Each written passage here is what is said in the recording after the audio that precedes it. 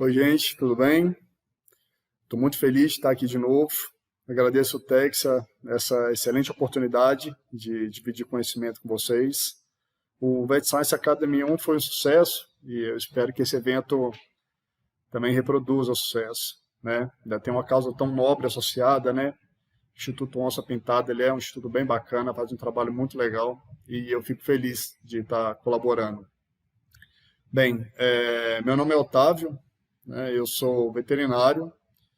Tenho mestrado em Ciências Clínicas pela Federal Rural do Rio, doutorado em Medicina Veterinária Preventiva pela Federal de Viçosa e pós-doutorado pela Fiocruz de Recife. Eu sou virologista, trabalho com a parte de diagnóstico, biotecnologia e também a parte de antivirais e de vacinas, né? E para quem tem a oportunidade de conhecer um pouquinho do meu trabalho, sabe que Sinomose é uma das minhas grandes paixões. Eu trabalho com esse vírus desde 2010, né? Já deu para descobrir bastante coisa interessante. Tem muita coisa ainda para descobrir, é um desafio, né? Certamente vocês corroboram comigo, né, que Sinomose continua sendo um grande desafio. E a minha proposta hoje é a gente conhecer um pouquinho mais a doença, para que o diagnóstico seja uma coisa mais clara, mais fluida e mais objetiva na rotina de vocês, né? A gente não está lidando com uma doença que é tranquila, né? A sinomose é grave, então assim, eu acho que ela pede um nível de conhecimento maior, tá? Então, gente, a proposta inicial é a gente conhecer um pouco melhor o vírus, né? E isso vai fazer sentido para vocês à medida que a gente for amarrando o diagnóstico aos conhecimentos que eu vou traçar. Tá bom? Então, prazer, CDV. Conte-me mais sobre você, né? Esse aí é o rapazinho que a gente está falando, né? Só por questão de nomenclatura, né? Embora a gente fale vírus da sinomose canina, o ICTV, que é o órgão mundial que determina a taxonomia viral, ele, antes de 2016, esse vírus ele era chamado de Canine Distemper Virus, né? Da sigla CDV. Em 2016, essa nomenclatura mudou. Agora ele é um Canine Morbillivirus, tá? Embora a gente fale usualmente vírus da sinomose canina, a referência científica mais correta para esse vírus, no caso, então, seria o Canine Morbillivirus, embora o CDV ainda é muito utilizado, tá bom? Então aqui a gente tem uma representação desse vírus, né? E aí o que eu quero destacar aqui mais com vocês, né, que ele é um vírus envelopado, né, uma característica que é importante a gente saber, né, principalmente por questões de resistência ambiental, né? Então, vírus envelopados, de forma geral, gente, são vírus muito frágeis em condições ambientais. Qualquer variação de temperatura, até mesmo temperatura ambiental, durante 20, 30 minutos, já é suficiente para que ele degrade e ele perca a infectividade, tá certo? Desinfetantes, de forma geral, todos são eficientes. Qualquer substância que tenha algum sabão na fórmula também é eficiente, porque ele vai desorganizar o envelope lipídico ali, né? E, consequentemente, o vírus perde infectividade, tá bom? É um dado interessante para a gente saber. E aí, nesse envelope dele, a gente tem essas proteínas aqui, né? A proteína H, que é legal da gente ter em mente, porque ela é a proteína que determina o reconhecimento do hospedeiro, né? Então, é ela que determina a especificidade do vírus, a especificidade de infecção, e ela também que dita o tropismo, ou seja, a predileção das células dentro de um hospedeiro que o vírus vai querer infectar. Isso é notavelmente importante quando a gente vai considerar patogenia, sinais clínicos e quando a gente vai posteriormente traçar algum diagnóstico baseado no quadro clínico do paciente que a gente vai atender, certo? A proteína F também é uma proteína de membrana. Essas proteínas de membrana já são muito importantes porque são as proteínas que elas estão expostas, né? Então, o sistema de defesa do hospedeiro é o primeiro contato que ele vai ter com esse vírus, são com essas proteínas que estão mais expostas. Então, notavelmente, os anticorpos neutralizantes que, porventura, esse paciente possa ter, eles vão estar basicamente direcionados para essas proteínas. E é onde eles vão fazer vão conseguir conter o processo de infecção de forma mais eficiente, né? Porque uma vez que o anticorpo neutralizante ele reconhece uma proteína H ou F e ele se liga nela, ele impede que esse vírus faça reconhecimento de célula, que esse vírus entre na célula, né? Então, ou seja, ele consegue coibir o processo de infecção, tá? Então aqui a gente tem a estrutura do envelope lipídico e aqui dentro ele tem um RNA fita simples. RNA, vírus RNA, é importante que a gente saiba com o que a gente está lidando, porque normalmente vírus RNA eles têm uma taxa maior de mutação, tá? Então são vírus que continuamente vão estar gerando problemas, porque pode estar surgindo algumas estirpes, né, algumas cepas mais virulentas, né, pode estar havendo alguns processos de reconhecimento de novos hospedeiros, né, o SARS-CoV-2 é um exemplo clássico disso, né, ele é um vírus RNA, sofreu um processo de mutação, começou a reconhecer um hospedeiro, né, no caso o homem, que até então ele não reconhecia, né, além do fato de ter gerado uma espécie nova de coronavírus, tá? Então, é importante que a gente saiba isso para a sinomose, porque por essa característica, eu já posso dizer para vocês logo de cara, sinomose foi um problema, e vai continuar sempre sendo um problema, tá? Mesmo com vacinação extensiva, porque esse vírus ele muta demais, tá bom? Então a gente tem que se preocupar com ele, tá? E além do mais, a doença é muito grave, né? Então aqui do lado a gente tem uma fotomicrografia, né, do que seria a visualização desse vírus no microscópio eletrônico, né? Essa nuvenzinha embaçada aqui em volta são as glicoproteínas de membrana, envelope lipídico, e aqui dentro a gente tem o material genético, né? Aqui só para descrever mais ou menos como funciona o processo de infecção do vírus da sinomose, né? Como eu falei para vocês, a proteína H é crucial nesse processo, porque é ela que determina o reconhecimento do receptor celular, né? Naquele esqueminha bem chave fechadura mesmo, para saber aonde que o vírus entra, aonde ele não entra. No caso aqui já tem 2 receptores muito bem estabelecidos para a sinomose, e é importante que a gente saiba as populações celulares nas quais ele está presente, porque tem correlação direta com a patogenia, né? O receptor SLAM, ele é um receptor linfocitário, então ele vai estar presente aí nas células, nos linfócitos, macrófagos, leucócitos.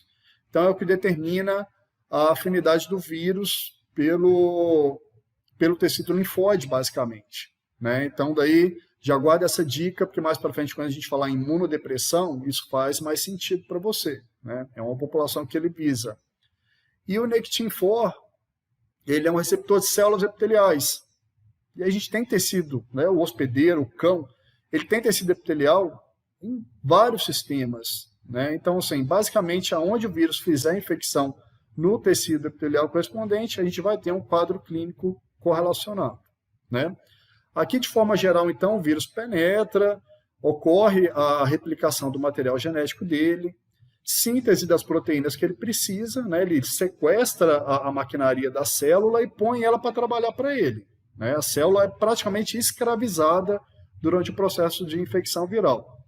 Então aqui a célula multiplica o material genético dele, produz as proteínas que ele precisa para se montar, ele vai se montar aqui na membrana citoplasmática e ele carrega parte da membrana citoplasmática para poder compor o envelope dele, né? E aí a gente tem um vírus entrando, milhares, milhões de vírus saindo, né? Então o processo é muito rápido, muito dinâmico. Aqui a gente puxa, né, algumas características desse vírus, né? No caso aqui, nas imagens da esquerda, a gente tem uma característica interessante desse vírus, que ele é um vírus que ele produz sincícios, né? O que seria isso?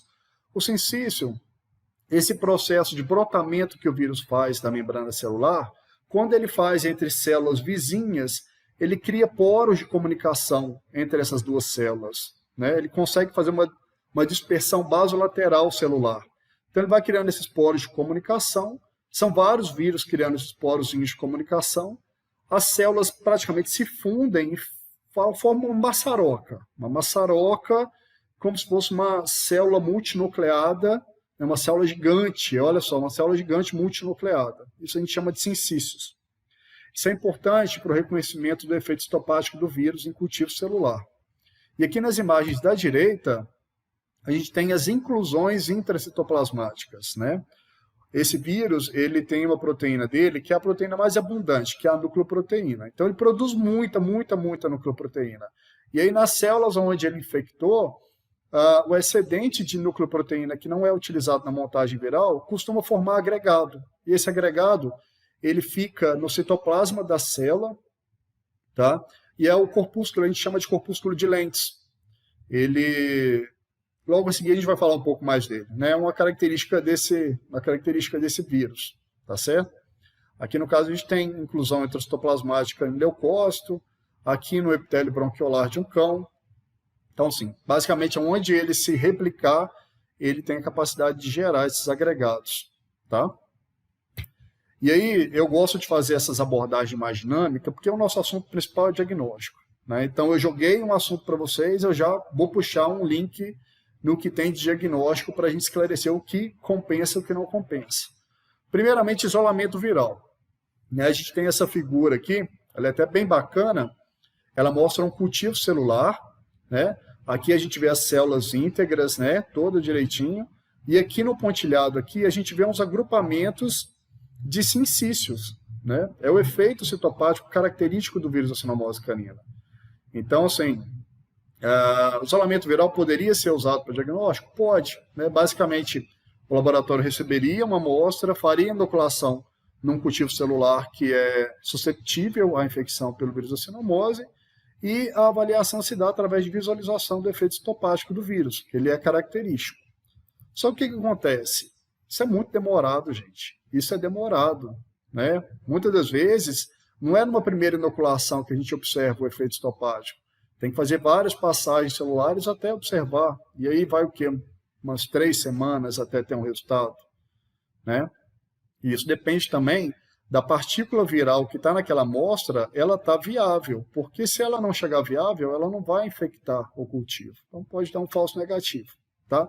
Então só curiosidade para vocês, porque a sensibilidade desse exame é extremamente baixa.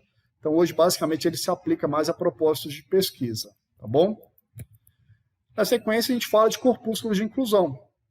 E eu acho importante a gente falar sobre corpúsculo de inclusão, porque se para você soa absurdo, acredite, tem muita gente que manda amostra de sangue para o laboratório para poder fazer pesquisa de corpúsculos de inclusão para a cinomose canina.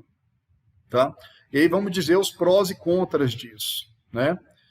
Igual eu havia dito, né, o vírus cinomose faz o corpúsculo de Lentz, que é uma inclusão proteica intracitoplasmática.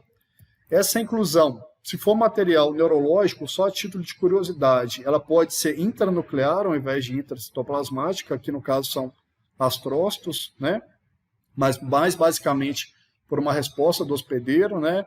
Que esse perfil de célula ele desloca a inclusão intracitoplasmática para o núcleo como mecanismo de sinalização, tá? Então só curiosidade. E de fato ela é intracitoplasmática. E aí a gente já vê algumas das características do porquê isso seria limitante. O que acontece? O corpúsculo de inclusão ele é formado basicamente durante a fase aguda da doença. Quando assim, o animal foi infectado, o vírus começa a fazer viremia, começa a se espalhar, e aí a gente consegue observar. Só que o que acontece? Nesse período aqui de 2 a 9 dias pós-infecção, o máximo que um animal vai apresentar vai ser uma febre, que às vezes vai passar do dia para a noite, o tutor não vai às vezes nem se tocar, uma apatia, uma indisposição. Não vai ter nenhum sinal consistente que faça com que esse paciente chegue nas suas mãos nesse momento para que você colete sangue e solicite um esfregaço para pesquisa de corpúsculo. Entendeu? Daí que é um teste de sensibilidade muito baixa. Foi padrão ouro em 1950. 1950, isso mesmo. Entendeu? Então, assim, repensem, né? Se você tiver algum microscópio na sua rotina e tiver o hábito realmente de avaliar, de fazer algum esfregaço, e você achar esse corpúsculo, ótimo. Ele é conclusivo para o processo de infecção. Você consegue dar diagnóstico em cima dele. Mas é um achado muito casual e ele não correlaciona com a necessidade do diagnóstico no momento da consulta, que é quando o paciente está mais sugestivo para o processo infeccioso. E também tem que ter muita atenção, porque se você não tem muita perícia em coloração nem nada, você pode achar algum artefato ali de coloração, achar que aquele ali é corpúsculo de lentes, e na verdade não é nada. Então tem essa questão ainda também. Então, gente, ó, dedinho para baixo, né? Não encaixa como diagnóstico, tá bom? Agora ver como é que acontece então a sinomose, né? Essa figura ela é muito interessante. Ela é uma pintura da época da colonização espanhola da América Latina. E por que América Latina? Porque a sinomose surgiu aqui na América Latina, né? Lá por volta de 1740, alguma coisa, tá? E aí esse artigo ele é até muito legal. Quem quiser depois pode me mandar, pode me perguntar sobre ele que eu mando, tá? Ele correlaciona história, paleontologia com virologia dentro de sinomose. É bem legal. O que acontece então? Né? Durante esse processo de colonização espanhola, não sei se vocês recordam da história lá do ensino médio, né? Foi um processo. A colonização espanhola ela foi muito agressiva, né? Diferente da colonização portuguesa, né? Então teve muita matança, teve, sabe, muita violência. E aí essa imagem descreve exatamente isso, né? Os colonizadores espanhóis matando a população nativa, né? E aqui, olha que legal. Legal não, né? Porque isso é trágico, né? Ele pegando uma criança aqui e dando para o cachorro comer, né? E vamos fazer um link aí, né? Os cachorros vieram como durante o processo de colonização espanhola para ajudar os colonizadores, né? A desbravar as terras, enfim. E o que acontece? Junto com os colonizadores vieram várias doenças, dentre elas o sarampo. O sarampo ele é um primo muito, muito próximo de vírus de sinomose canina. Tanto é que a gente sabe muito de sinomose hoje justamente por causa disso, porque são vírus muito parecidos, tanto antigenicamente quanto geneticamente, tá? Então veio, com os colonizadores, veio o sarampo. E o sarampo, ele pegou uma população nativa que nunca tinha sido exposta, infectou muita gente, matou muita gente, e ele teve várias oportunidades de gerar variantes mutantes. Então, esse artigo, ele defende, como hipótese, de que o vírus da sinomose canina ele tenha surgido como uma variante mutante do vírus do sarampo.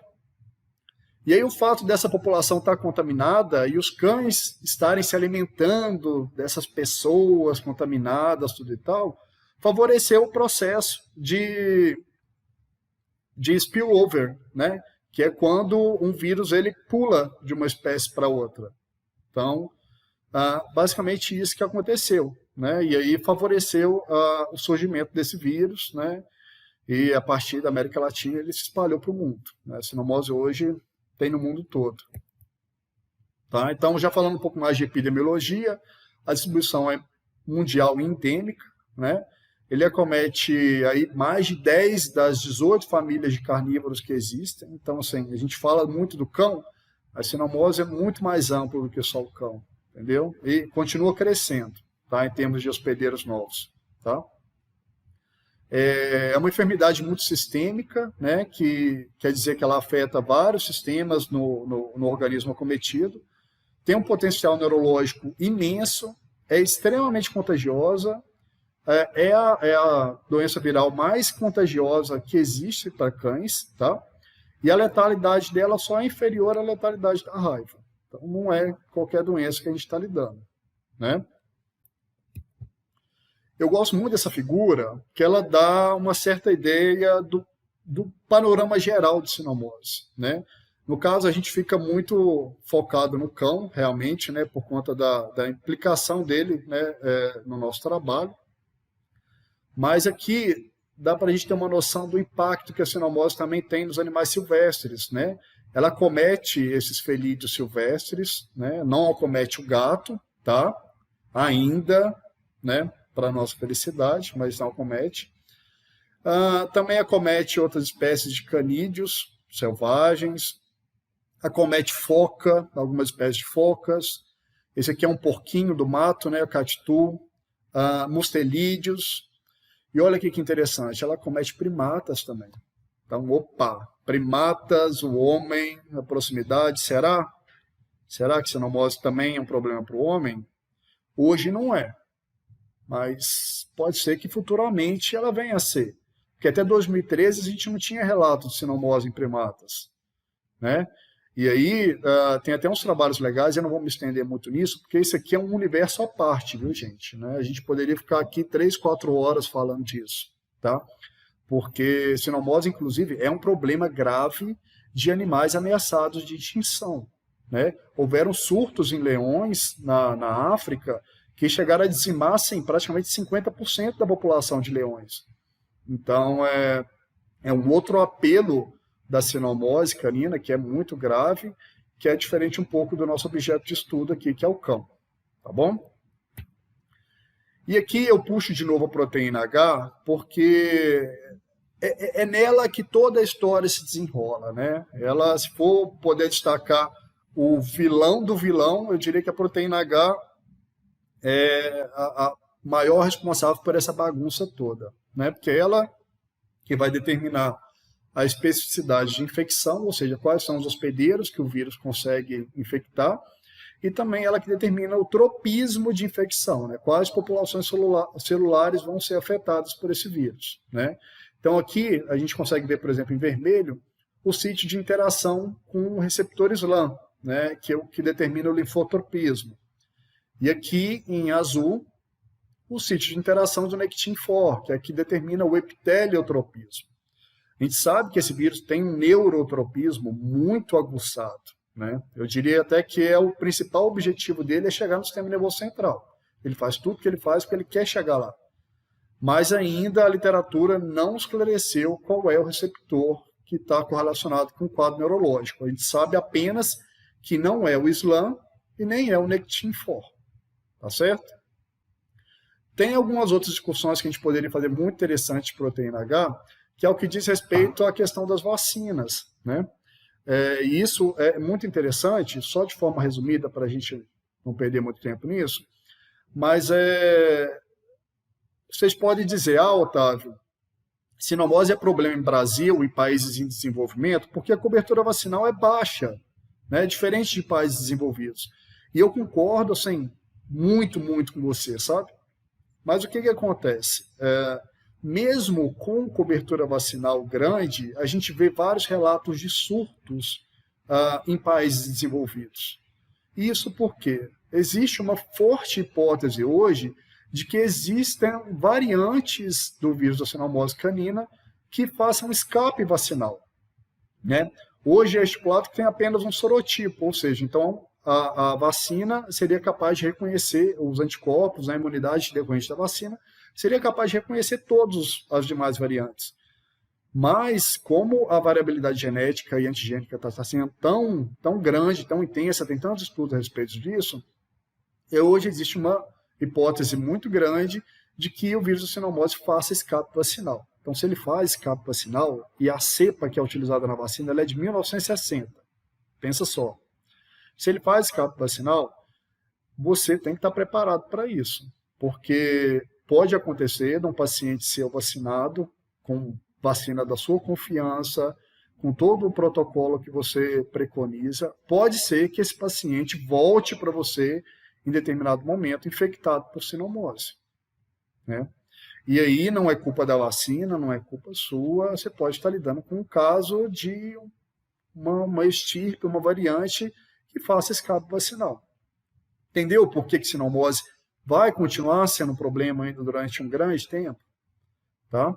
E a gente tem que estar atento a isso, porque se essas variantes que fazem escape vacinal realmente existam e começam aí a se propagar na população canina, a gente pode vivenciar surtos futuros, que vão ser bem graves, né?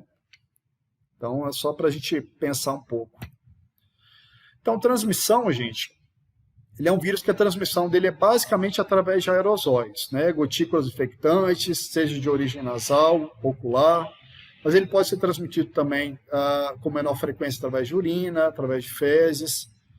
O vírus ele começa a ser eliminado a partir de 7 dias, e ele pode ser eliminado aí continuamente por um período de até 90 dias. Tá?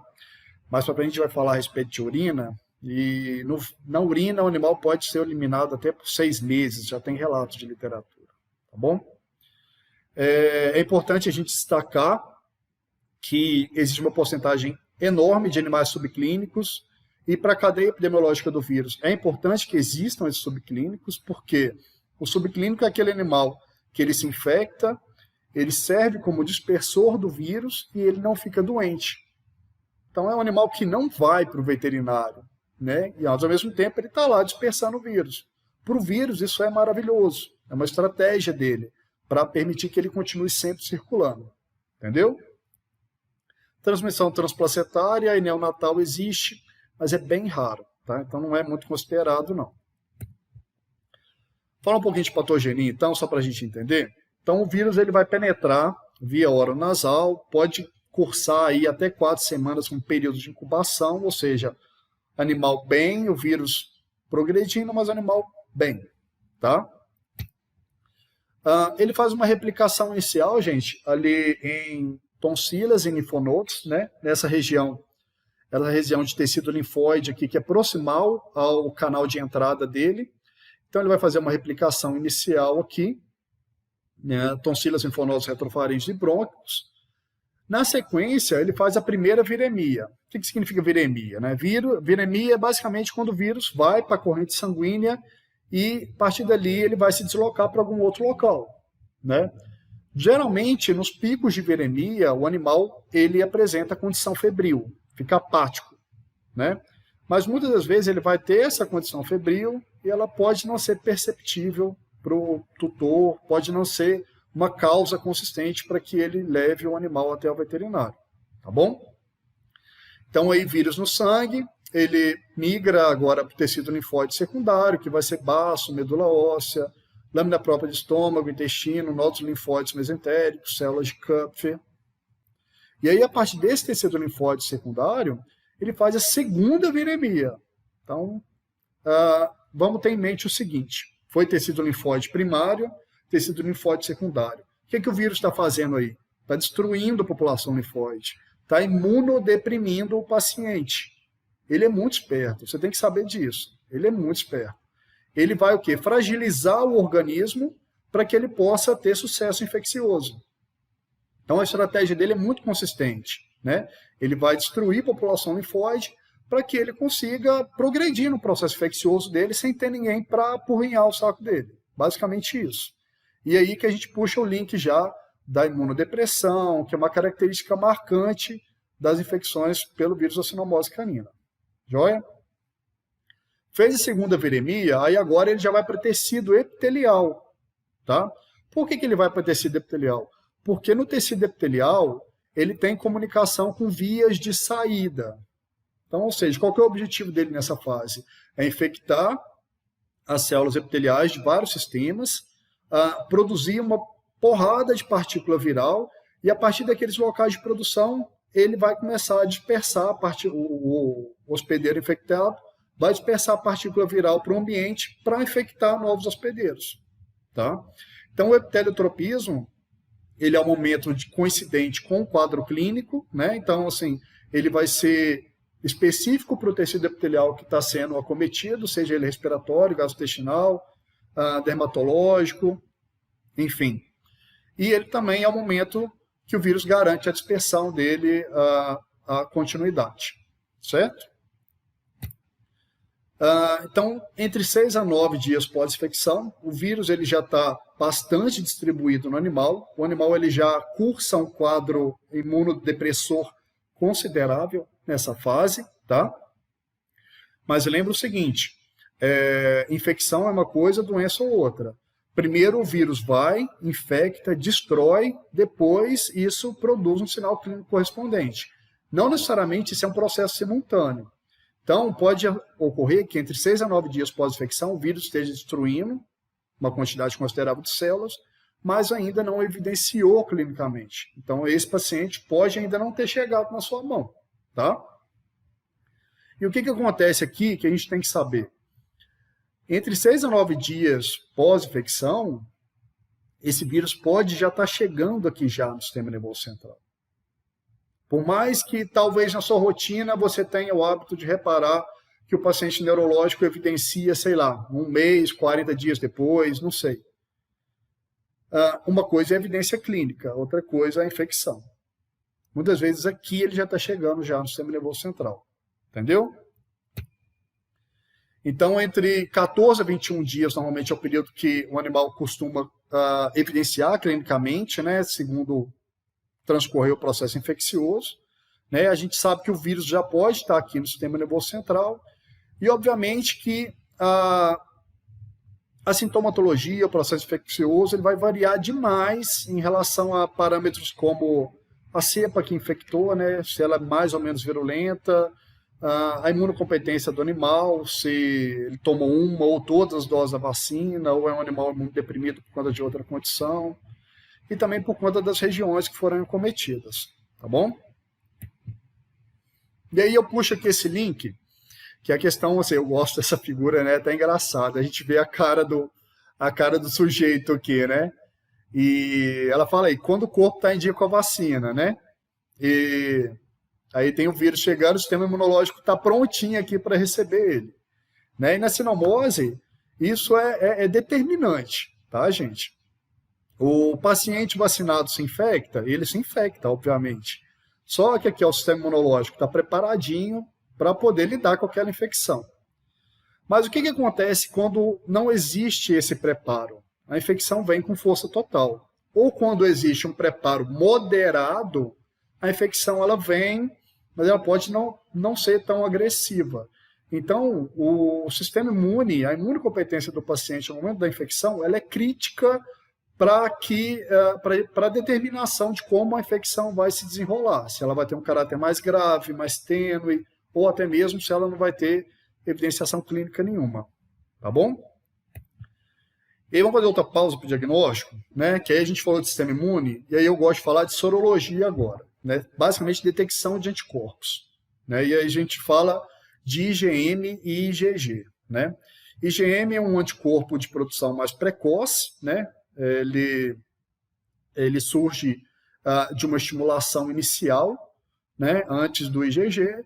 Aí, num segundo evento, um pouco mais tardio, a gente tem a produção das imunoglobulinas G, tá bom? Isso aqui como resposta primária.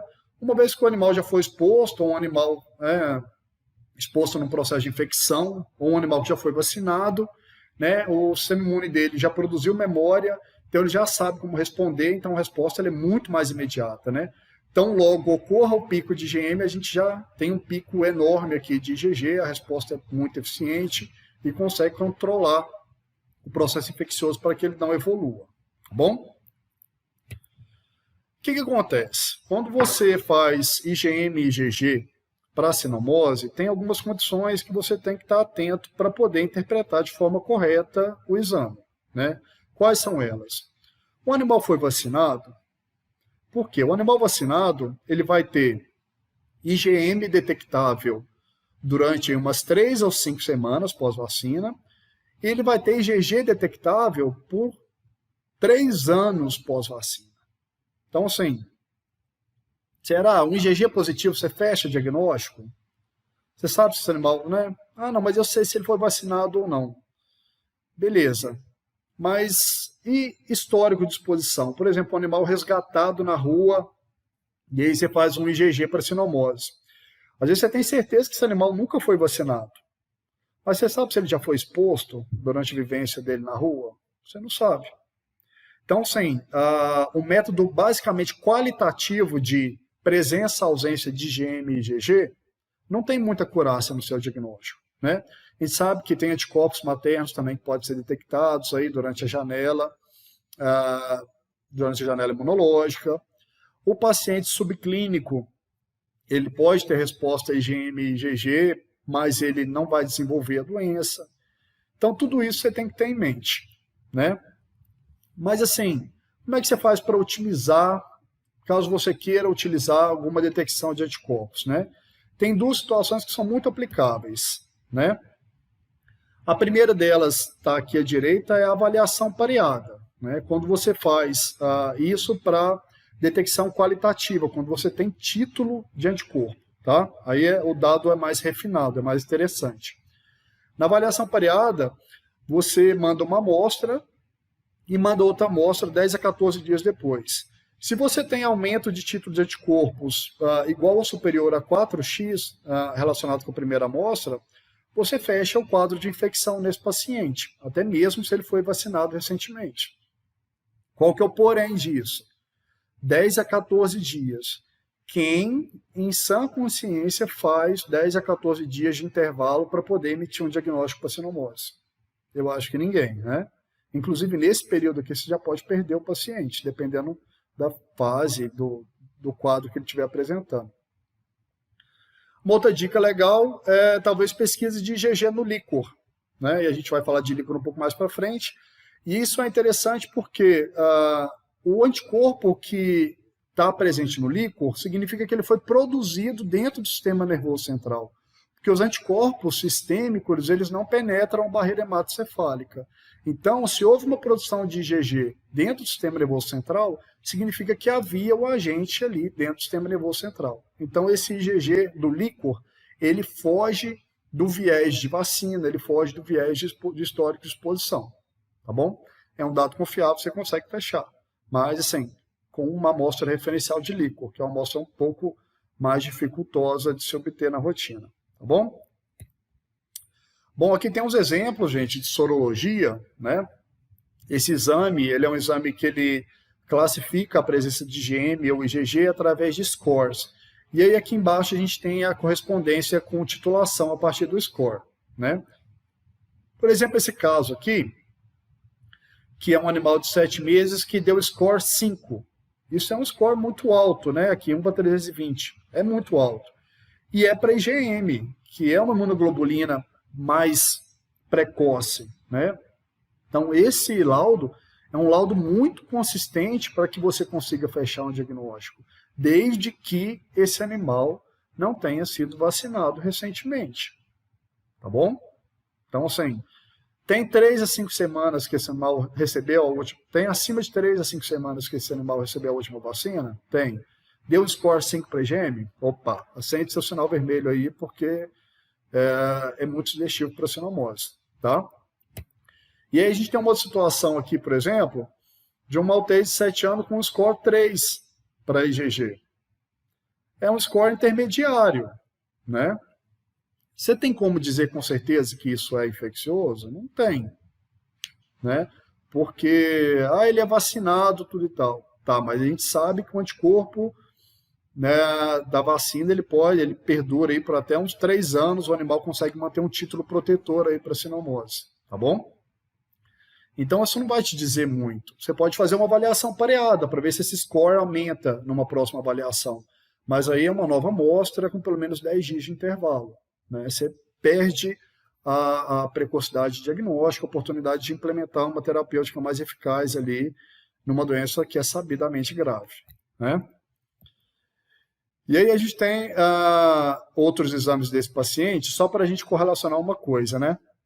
Eu te digo que isso sem conhecer o paciente, eu te digo que isso é IgG vacinal, porque olha só, esse mesmo paciente, ele fez também no combo, ele fez parvovirose, olha lá, deu score 3, e fez hepatite infecciosa canina, que deu score 4. Todos esses vírus são vírus que estão na vacina múltipla, né? Então, para ele ter dado esses scores muito próximos ali, não quer dizer que ele tem as 3 doenças ao mesmo tempo, quer dizer que ele tem IgG ali para as 3 doenças relacionadas com a vacina, né? Não é relacionado com o processo de infecção, entendeu? Desse daí eu já descartaria, tá? E aí aqui a gente tem só uma correlação com a parte clínica, né? A gente sabe então que o vírus tem linfotropismo, e aí ele vai fazer depressão linfóide, imunodepressão, epiteliotropismo, que vai produzir sintomatologia clínica correlacionada com o tecido de infecção, e aí pode ser múltipla, variada, e até mesmo simultânea para vários tecidos, né? Dependendo do como comporta a infecção. E a questão do tropismo neurológico, que ainda não tem o receptor definido, mas que causa basicamente um quadro de panencefalite desmielinizante, tá? Aqui a gente tem alguns sinais, né? Esse aí eu acho que eu não estou mostrando novidade para ninguém, né? Alguns sinais que são bem clássicos de sinomose, né? como por exemplo essa descarga óculo-nasal, né, que chega a formar até essas crostas, né, ao redor dos olhos e no focinho, conjuntivite, ceratoconjuntivite, ceratite, uveíte, vários transtornos oftalmológicos, a questão dermatológica, a produção de pústulas, né, que são relativamente frequentes em região de abdômen, a hiperkeratose, né, que pode acontecer tanto em coxim, quanto pode acontecer também no focinho, né, isso aí eu acho que todo mundo já sabe. E a gente tem uma gama enorme de sinais neurológicos, né? Basicamente, gente, o vírus da cinomose ele pode causar qualquer sinal neurológico, visto que ele é multifocal, geralmente, nos processos infecciosos.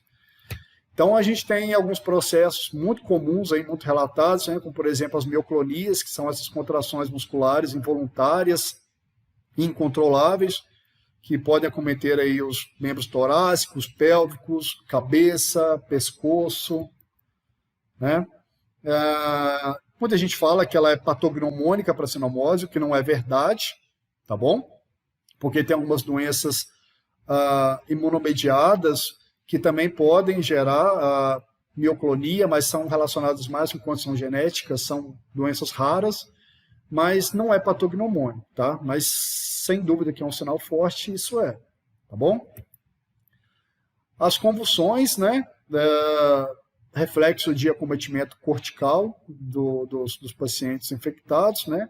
A gente tem tantas convulsões parciais, que são aquele perfil de convulsão tipo mascar-chiclete, convulsão generalizada, né, tônico-clônica, né, que pode acontecer até mesmo em processo de evolução das convulsões parciais, né. Na sequência, a gente tem os transtornos locomotores, né, relacionados muito com o acometimento cerebelar e vestibular. Então, nesse exemplo aí, um exemplo clássico de ataxia cerebelar, um animal com dismetria, fazendo base ampla, né? Aparentemente sem nenhum sinal comportamental cometido, ou até mesmo nível de consciência.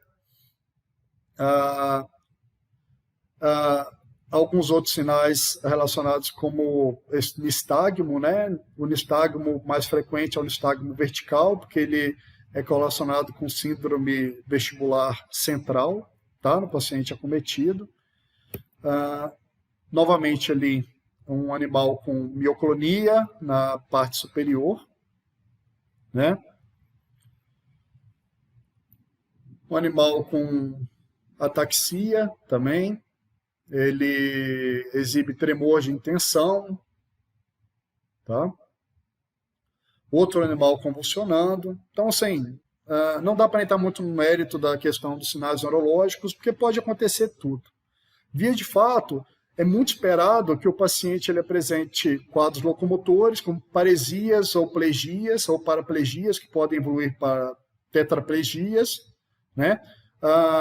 Acometimento cortical e subcortical, com transtornos de comportamento, alterações de nível de consciência, mioclonias, convulsões, pode haver cegueira neurológica, pode haver um monte de coisa. Tá? Vale a pena dar uma estudada, porque o quadro neurológico ele é mais amplo do que a gente imagina, né? E aí eu já puxo o gancho para a gente discutir a respeito de diagnóstico clínico, né? Tem muito paciente que chega na nossa rotina que a gente fica mega tentado a já dar o diagnóstico ali nos 5 primeiros minutos de consulta, né? Porque às vezes é um animalzinho desse, né, que chega com essa carinha, né, o olhinho já com bastante secreção, focinho. Você pega e dá uma olhada ali na patinha, você já vê o quadro de hiperkeratose. Naquele momento ali você já sabe que é sinomose, né? Você já fica mega tentado a já fechar o diagnóstico, né?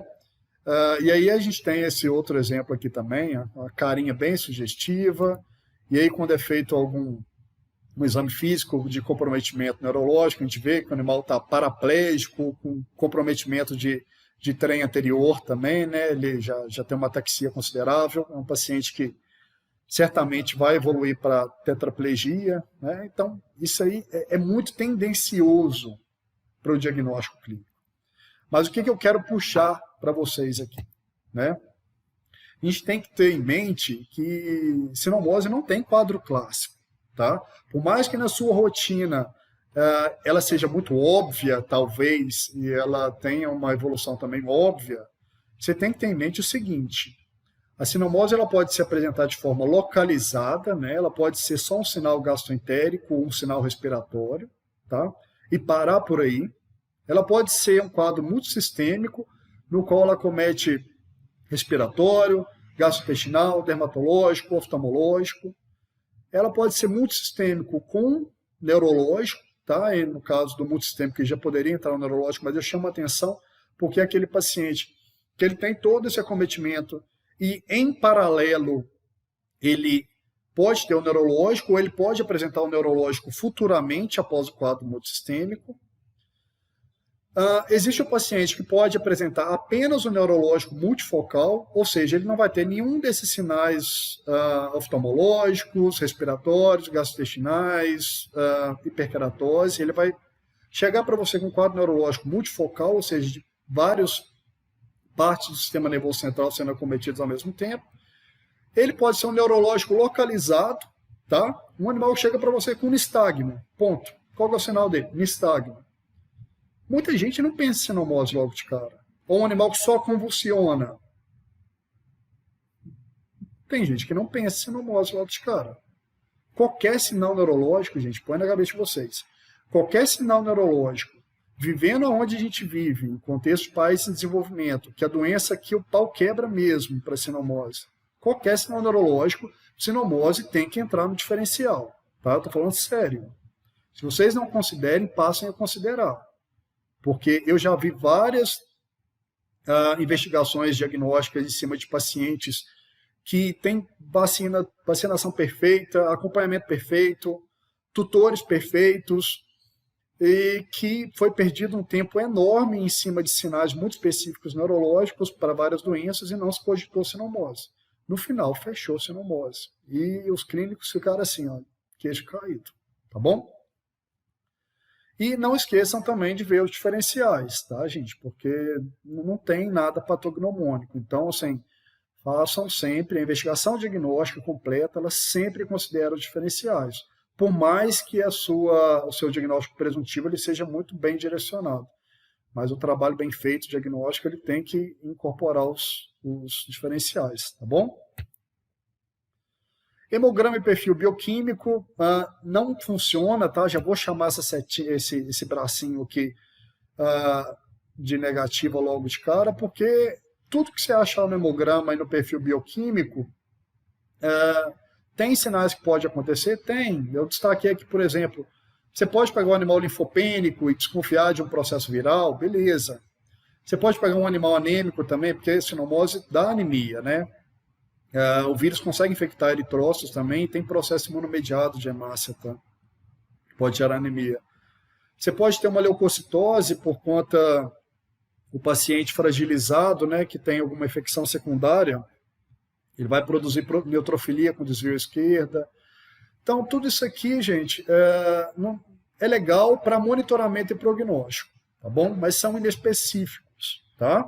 Então, você não vai fechar seu diagnóstico com o histórico, com a avaliação clínica, e também não vai fechar o diagnóstico ali com o hemograma e perfil bioquímico. Você precisa de exames mais consistentes para que você realmente crave o diagnóstico. O objetivo da palestra é cravar o diagnóstico, que é dar uma consistência profissional para a sua suspeita, né, e suportar uma conduta mais adequada, tá? Eu gosto de falar um pouco da questão de neuro e imunopatologia, porque isso aí é fundamental para alguns raciocínios diagnósticos que a gente faz, tá? Só de forma muito rápida aqui, gente, o vírus ele infecta tanto substância cinzenta quanto branca, tá? Ele destrói neurônios e destrói as células da glia e faz processo desmielinizante, tá? E o perfil principal de lesão que a gente observa na sinomose canina são as lesões desmielinizantes. Você pode ter acometimento de substância cinzenta e branca, como você pode ter também apenas acometimento de substância branca, tá? Então, o padrão desmielinizante da doença ele sempre vai estar lá, tá certo? E aqui vem o raciocínio que eu quero fazer com vocês, né? Vocês têm que ter em mente o seguinte, que o quadro neurológico ele evolui em duas etapas. E isso é importante tanto para você nortear o seu diagnóstico, quanto para você nortear a sua conduta terapêutica, tá bom? Existe uma fase inicial, que a gente chama de aguda ou subaguda, que é a fase que é coincidente com o momento que o vírus chega no sistema nervoso central, tá? Normalmente, esse momento que ele chega, ele é coincidente com o pico de imunodepressão desse paciente. Então, ele chega no sistema nervoso central, o sistema nervoso central ele tem resposta imune inata, mas ele não tem resposta imune adaptativa. O que ele faz? Ele tem que solicitar a resposta imune adaptativa sistêmica para resolver um problema que está acontecendo lá dentro dele, tá? Então, nesse momento aqui, o vírus, ele infecta o tecido, o parênquima encefálico, né? E ali o vírus replica de forma muito intensa, né? Ele se multiplica de forma muito intensa. E as lesões que a gente vai observar nessa fase aguda e subaguda são lesões relacionadas com a replicação viral direta, né? É vírus destruindo célula de forma direta, entendeu? E isso vai causar o sinal correspondente. Então, nessa fase, a gente tem muita partícula viral ali no parênquima encefálico, tem muita partícula viral ali no líquor, tá certo? Nesse período inicial. Só que a gente tem nessa fase também uma resposta celular muito intensa no sentido de sinalização sistêmica para demandar resposta inflamatória para resolver o problema, né? As células lá estão sendo destruídas e elas estão produzindo mediadores químicos, né, citocinas pró-inflamatórias, que vão para a corrente sistêmica para poder justamente solicitar essa resposta ali para poder resolver o problema. Tá certo? Só o que acontece? O tecido linfóide, de forma geral, ele está fragilizado. O organismo está imunocomprometido. Então, ele não tem condição de responder a essa sinalização nesse momento. E aí é onde ocorre a migração para o segundo momento. Esse segundo momento ele é coincidente com a recuperação imunológica do paciente, porque o vírus parou de destruir o tecido linfóide, houve recuperação desse tecido, né? A resposta imunológica voltou a um status de conformidade para que sejam atendidas essas solicitações. Só o que acontece, né? Pensa só. O parênquima encefálico estava lá mandando mediador, mandando citocina, para uma resposta que não vinha. Então, você consegue inferir que a quantidade desses mediadores que vão estar disponíveis na corrente sanguínea é absurdamente alta, porque não houve o quê? Não houve a inibição, né? Então, ou seja, o que acontece? A produção da resposta inflamatória e a chegada desses perfis celulares do sistema nervoso central fariam a inibição dessa produção de citocinas, né? Isso não aconteceu, então tem muita citocina. Então, o que acontece? Se tem muita citocina, nessa fase crônica agora, o que vai acontecer é o seguinte, a resposta inflamatória, que era para estar chegando X, ela vai chegar 1000X, 100.000X no sistema nervoso central. E aí, lá no sistema nervoso central, existem células que são altamente especializadas e que são células que não produzem mitose, né? São células que não se multiplicam, que uma vez que morreu, acabou, né? Então, o que acontece? A resposta inflamatória lá, ela vai provocar vários danos. Ela vai combater o vírus, mas ela vai provocar um dano muito intenso, porque ela vai vir igual um tsunami, né? Ela vai vir igual um tsunami. Ela vai vir desproporcional. Então, aqui, o que acontece? Aqui a gente tem muito vírus e nenhuma resposta inflamatória. Aqui a gente tem uma resposta inflamatória absurdamente alta e pouco ou nenhum vírus. Porque o vírus ele é esperto, ele tem mecanismos que conversam com a sinalização, com o ambiente que ele está inserido. Aqui deu ruim para ele, entendeu? Tem muita célula inflamatória aqui, se ele continuar se expondo de forma frequente, ele vai ser destruído. Então aqui, o vírus praticamente diminui ou anula o processo replicativo, e aí essa resposta inflamatória que era para resolver, ela vem para poder bagunçar mais ainda, né? Então aqui o animal, se o animal estava mal aqui ele fica péssimo, tá? Então aqui ele fica péssimo, tá? E aí a gente tem lesões imunomediadas e autoimunes. Isso é extremamente importante que você entenda, porque mais para a gente vai fazer um link com líquor, com a avaliação de líquor, tá bom? Então aqui tem muita partícula viral, aqui tem pouca ou nenhuma, certo? Aqui a gente consegue demonstrar a evolução do processo de desmielinização, né, à medida que o quadro neurológico vai migrando de agudo em direção ao crônico, né? Então a gente consegue observar também que o processo de desmielinização, que são essas áreas brancas, ele aumenta consideravelmente no parênquima encefálico. E aqui no processo crônico a gente já consegue ver vários infiltrados inflamatórios, né? Que é o que corrobora com o que eu falei com vocês, né? O momento em que o animal se recupera imunologicamente, tem condição de produzir resposta inflamatória para o tecido que está sendo alvejado, tá? Vamos voltar de novo ao diagnóstico. Perfil licórico. Gente, avaliação de líquor, qualquer quadro neurológico, avaliação de líquor é uma ferramenta básica ali, entendeu? Eu recomendo que seja feito em qualquer quadro neurológico, porque aquilo ali, a gente sabe que a composição do líquor é extremamente diferente da composição do sangue. Então, se você tem um problema neurológico, você precisa entender o panorama do que está ali dentro, a sua amostra de referência é o líquor, tá? Então, no caso aqui, por exemplo, do paciente com encefalomielite em fase subaguda para crônica, no caso de sino, a gente vai ter um aumento absurdo de proteína nesse líquor e também um aumento de contagem celular com predomínio de linfócitos. Esse aumento de proteína está correlacionado com a produção de imunidade, de anticorpos, tá? Então, é basicamente a quantidade de anticorpos produzida ali que vai estar muito alta, então gera esse aumento na dosagem de proteína do líquor nesse momento, nesse paciente, tá bom?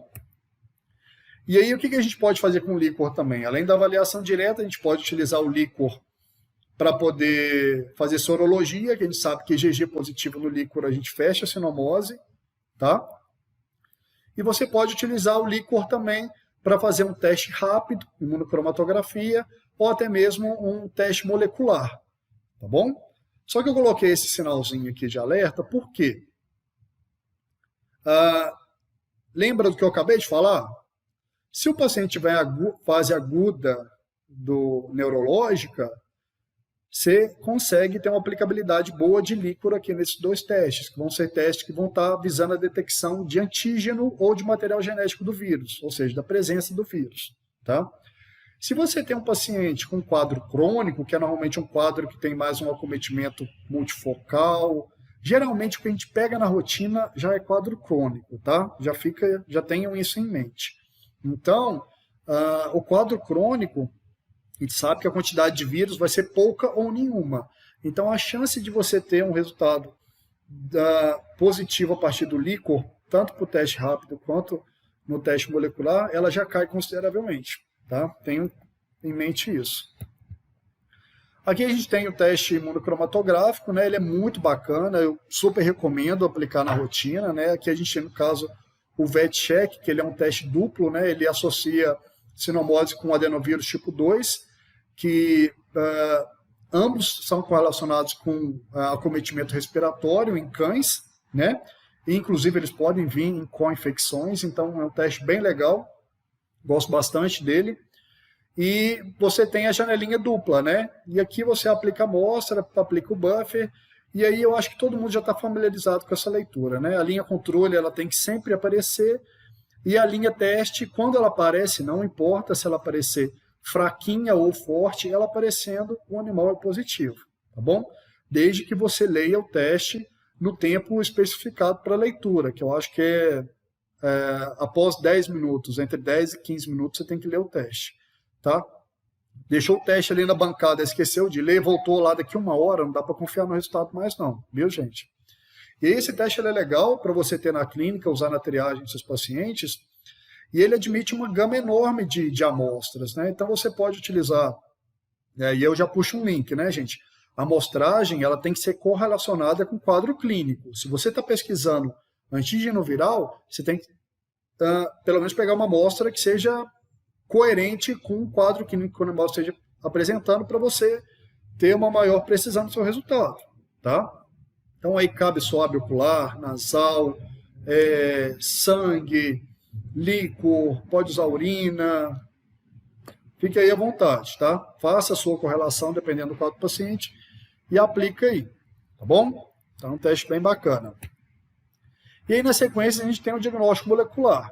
Basicamente o diagnóstico molecular ele vai investigar a presença do RNA viral, do material genético do vírus, tá bom?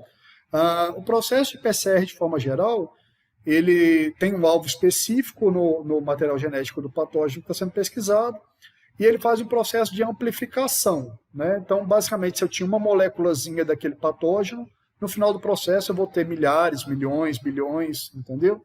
E ele faz a detecção aí, baseado nisso, no processo de amplificação. Tem dois métodos já bem descritos, né? A PCR convencional, que ela é lá de 1980, já foi muito utilizada, mas hoje, gente, para diagnóstico, a ferramenta melhor que vocês têm, e eu já vou dar 4 joinhas aqui para ela, é o PCR Real Time, tá? É o gold standard, é o queridinho do coração, é esse que você tem que utilizar se você vai confirmar a sua suspeita, ou excluir, tá bom? Ele tem uma sensibilidade, uma especificidade maravilhosas, ele chega a ser até 1000 vezes mais sensível do que a PCR convencional, o método é mais rápido, é tudo de bom, tá bom? Então, assim, sem sombra de dúvidas, é o que eu recomendo de melhor, não só para sinomose, mas para qualquer suspeita de infecção viral que você tem nos seus pacientes, tá certo? E aí aqui a gente tem algumas situações, né, que são legais para a gente discutir, né? Eu falo muito dessa questão da amostragem, né? Porque igual, por exemplo, aqui, esse resultado desse animal, ele deu positivo no sangue, ótimo, né? Até já dá para a gente mais ou menos entender que esse paciente ele está em quadro virêmico, seja quadro inicial, pico, ou quadro final virêmico, né? Então a gente consegue até mais ou menos estimar o que está acontecendo nesse paciente. Pode utilizar sangue? Pode, desde que esse animal ele tenha um histórico evolutivo infeccioso que seja coincidente com momentos próximos aos picos virêmicos, tá bom? Porque o que acontece? Se você coleta um animal fora de pico virêmico, ele pode dar negativo no sangue. E aí, ele é negativo para sino ou ele é negativo porque você mandou uma amostra onde simplesmente o vírus não está? Entendeu qual que é o meu raciocínio? E aí eu já puxo uma ferramenta também bem legal para PCR real-time de forma geral, que é a possibilidade de você fazer pool de amostras, né? Vamos supor, você pega o paciente, você quer mandar sangue, mas você olha o olhinho, você vê lá, opa, um suave ocular caía bem, né? E também vê o focinho, também tem uma secreçãozinha lá, não tem problema. Aí nesse momento você pode solicitar um pool de amostras. O que é essa ferramenta? Né? Você manda até 3 amostras diferentes daquele paciente, solicita o pool e no laboratório a equipe vai processar essas amostras junto. Né? A exemplo do que aconteceu nesse paciente aqui. Ele mandou fezes e suave de mucosa ocular para a sinomose canina. Teve um resultado positivo. Eu consigo dizer se o positivo é para fezes ou para suave de mucosa ocular, ou para os dois, isso eu não consigo dizer, tá? Mas, via de fato, se o objetivo desse clínico foi aumentar a chance diagnóstica dele, ele conseguiu, entendeu? Então, é uma ferramenta bem legal. Eu só não recomendo você fazer pool de amostras para o exame quantitativo, tá? O qualitativo, ele dá só positivo e negativo. O quantitativo, além do positivo e negativo, ele vai te dar carga viral. Porque se ele te der uma carga viral, você não sabe de onde tem essa carga viral. Então é um dado inconsistente para você, tá bom? Então eu costumo sugerir que o pool seja feito mais com o objetivo ali de diagnóstico mesmo, qualitativo, tá bom? E aí a gente tem uma outra situação aqui, né? Por exemplo, esse animal, ele possivelmente é um animal que tinha um quadro neurológico, né? O veterinário coletou líquor, mandou, olha lá, deu positivo, beleza, né? Mas aí a gente tem uma outra situação aqui, igual, por exemplo, esse esse veterinário mandou sangue para esse paciente e deu um resultado negativo. Só que esse veterinário ele fez contato com a gente no Texas e ele falou assim, Otávio, o animal está muito sugestivo, não tem lógica no cistinomose. Vê o que aconteceu aí. Né? Aí eu falei, basicamente, descreve a clínica do paciente para mim. É um animal que estava basicamente com sinal neurológico. Então o que acontece? Ele não tinha mais, não havia mais porquê desse vírus estar no sangue. Não, sabe, a viremia já passou. Então o que aconteceu? Foi uma amostragem inadequada do veterinário. Ele foi orientado, né? Eu orientei ele a mandar urina. E aí, olha só, resultado positivo, tá bom? Mesmo paciente, ele conseguiu fechar. Por que a urina, gente? Né? Tem vários trabalhos, e aí quem quiser, eu mando os trabalhos com o maior prazer, que correlacionam a urina como sendo a amostra mais representativa, independente do quadro clínico apresentado. Né? Então, logo o vírus faça a dispersão epitelial, ele vai para o epitélio de bexiga, ele faz infecção restritiva lá, e ele continua sendo produzido continuamente. Inclusive no paciente que já recuperou, o paciente que já está bem para a sinomose, que se curou, ele pode ainda continuar eliminando o vírus na urina durante um tempo. Tá? Então, assim, é uma amostra muito coringa. Se você está na dúvida do que mandar, manda a urina. Ah, mas ele é neurológico. Opa! Vamos ver um quadro aqui, ó. Vamos ver uma situação aqui. Ah, mas ele é neurológico, eu quero mandar líquor. Esse cliente aqui mandou líquor. E olha aqui. Mandou em 8/5/2018. Deu resultado negativo. Aí o cliente liga para o laboratório. Poxa, não sei o quê, o animal está a cara da sinomose, está neurológico, tem sinais muito característicos, não sei o que aconteceu? A gente conversa, né? Obviamente a gente faz todo o esclarecimento, né? Esse animal ele estava num quadro crônico inflamatório, neurológico. Então, assim, era esperado que ele tivesse pouca ou nenhuma partícula viral no líquor. Então, o resultado desse aqui. Ah, mas eu coletei líquor, tive que sedar, pá, não sei o que, uma amostra muito invasiva. Como é que eu vou falar isso com o meu cliente? Né? Infelizmente, caiu naquela situação que eu falei com vocês, entendeu? E aí, esse cliente foi orientado a mandar a urina, e olha aí, ele mandou urina, né? Ele mandou o líquido no dia 8, mandou a urina no dia 11, resultado positivo, tá bom? Caiu na situação que eu falei com vocês. Animal em fase neurológica crônica, onde já era esperado que tenha pouco nenhuma partícula viral, mandou líquor, correu risco, né? A gente fez o direcionamento e aí o veterinário conseguiu fechar o quadro, tá bom? Tem outra situação também que é bastante interessante, a questão da interferência vacinal. As vacinas de sinomose são vírus vivo atenuado. Então, se você tem um paciente que ele está no intervalo aí de 0 a 30 dias pós-vacina e ele tem suspeita para sinomose canina, toma cuidado, viu? Se você vai enviar uma amostra para o laboratório, você tem que enviar a amostra. Quer pedir o real-time? Pede, você está certíssimo, mas pede o PCR real-time quantitativo. Por quê?